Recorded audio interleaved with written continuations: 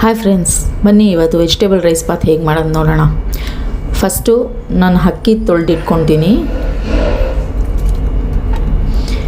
ನಂತರ ಒಂದು ಪ್ಯಾನ್ಗೆ ಎಣ್ಣೆ ಹಾಕಿ ಈರುಳ್ಳಿ, ಹಸಿಮೆಣಸಿನ್ಕಾಯಿ, ಚಕ್ಕೆ, ಲವಂಗ,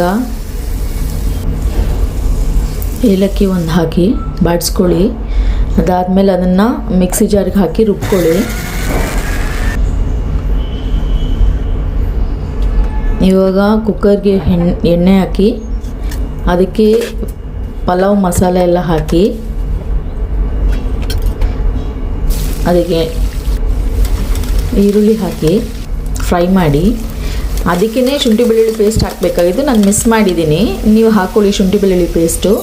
ವೆಜಿಟೇಬಲ್ಸ್ ಹಾಕ್ಕೊಳ್ಳಿ. ನಾನು ವೆಜಿಟೇಬಲ್ಸು, ಕ್ಯಾರೆಟು, ಆಲೂಗಡ್ಡೆ, ಹುಳ್ಳಿಕಾಯಿ ನಿಮ್ಗೆ ಯಾವ್ದು ಬೇಕು ನೀವು ಹಾಕ್ಕೊಳ್ಳಿ. ನಾನು 5 ಥರ ವೆಜಿಟೇಬಲ್ಸ್ ಹಾಕ್ಕೊಂಡಿದ್ದೀನಿ. ಅದಕ್ಕೆ ರುಬ್ಬಿಟ್ಟಿದ್ದು ಮಸಾಲೆ ಹಾಕ್ಕೊಂಡು ಬಾಡಿಸ್ಕೊಳ್ಳಿ.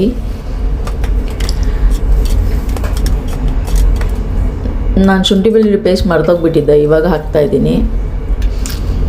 ಅದು ಸ್ವಲ್ಪ ಫ್ರೈ ಆದಮೇಲೆ ಅದಕ್ಕೆ ಟೊಮೆಟೊ ಹಾಕೊಂಡು ಫ್ರೈ ಮಾಡ್ಕೊಳ್ಳಿ ಚೆನ್ನಾಗಿ. ಸ್ವಲ್ಪ ಎಣ್ಣೆ ಬಿಡ್ತಾ ಇದೆ ಅನ್ನುವಾಗ ಅದಕ್ಕೆ ಗರಂ ಮಸಾಲ, ಒಂದು ಚಿಕ್ಕ ಸ್ಮೂಲ್ ಗರಂ ಮಸಾಲ ಹಾಕಿ ಮತ್ತು ಚಿಲ್ಲಿ ಪೌಡರ್ ಹಾಕಿ 2 ನಿಮಿಷ ಬಾಡಿಸ್ಕೊಂಡು ಮೊಸರು ಹಾಕ್ಕೊಳ್ಳಿ ಸ್ವಲ್ಪ. ನಂತರ ಕಟ್ ಮಾಡಿ ಇಟ್ಕೊಂಡಿರೋ ಅಂಥ ಪುದೀನ ಹಾಕ್ಕೊಂಡು 2 ನಿಮಿಷ ಬಿಟ್ಟು ನೀರು ಹಾಕ್ಕೊಳ್ಳಿ. ನೀರು ನೀವು ಎಷ್ಟು ಅಕ್ಕಿ ತೊಗೊಂಡಿರ್ತೀರೋ ಅದು ಡಬಲ್.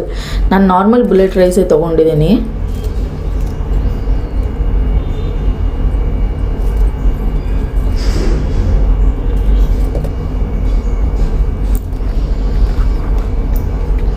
ನಾನು ಇಷ್ಟು ಥರ ತರಕಾರಿ ತೊಗೊಂಡಿದ್ದೀನಿ. ನೀವು ಯಾವ್ದು ಬೇಕಾದ್ರೂ ನಿಮ್ಗೆ ಯಾವ್ದು ಇಷ್ಟ ಆಗುತ್ತೋ ಅದು ನೀವು ತೊಗೊಂಡ್ರೆ ಆಯಿತು.